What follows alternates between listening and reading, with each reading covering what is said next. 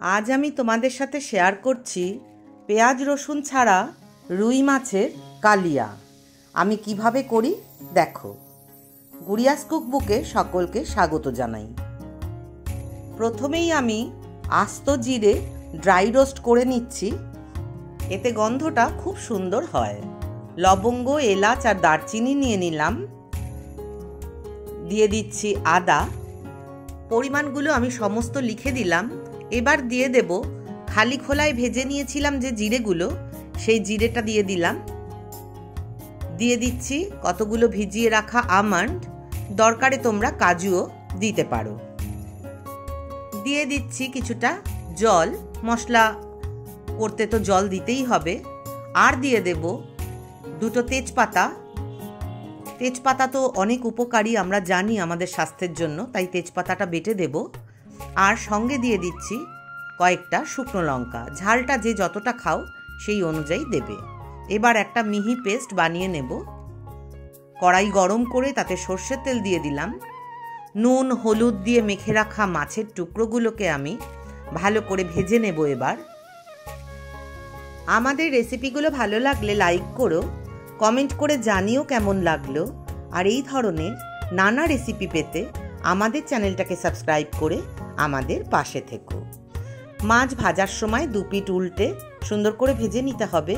যারা কড়া করে মাছ ভাজা খেতে পছন্দ করো তারা কড়া ভাজবে। আমি কিন্তু খুব বেশি কড়া করে মাছ ভাজবো না। এবার আমি এক এক করে মাছগুলো তেল ছেঁকে ছেঁকে তুলে নিয়ে পাশে রেখে দেব। তারপর ওই তেলেই দিয়ে দেব তেজপাতা, দিয়ে দেব শুকনো লঙ্কা,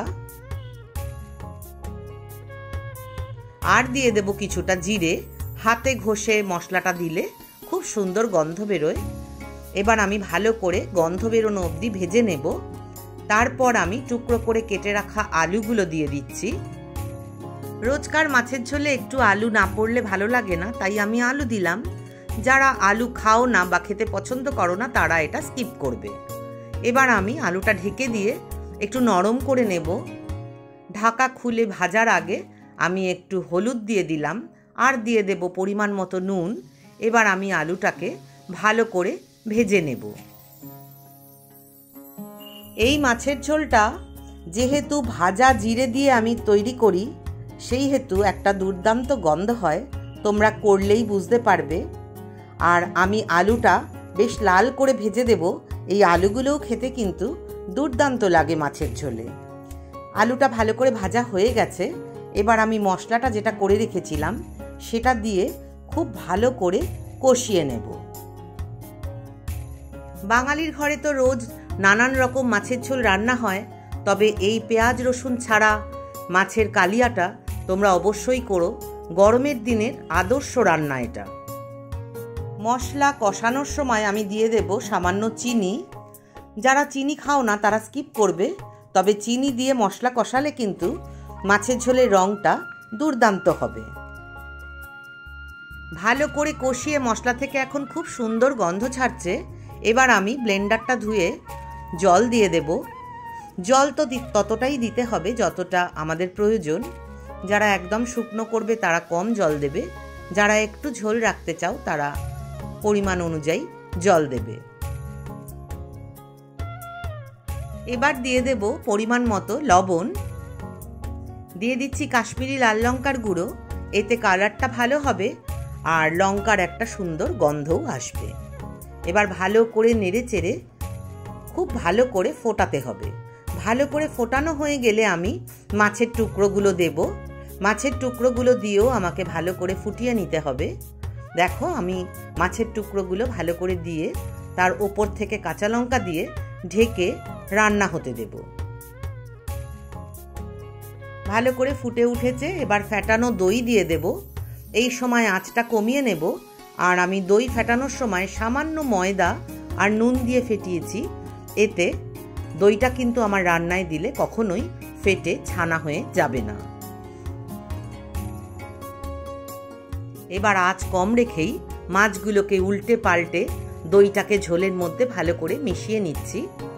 যেহেতু জল অনেকটাই কমে গেছে এটা আস্তে হাতে করতে হবে। মাছগুলো আলুগুলো সমস্ত সেদ্ধ হয়ে গেছে। দেখো ঝোলটা কি দারুণ দেখতে হয়েছে।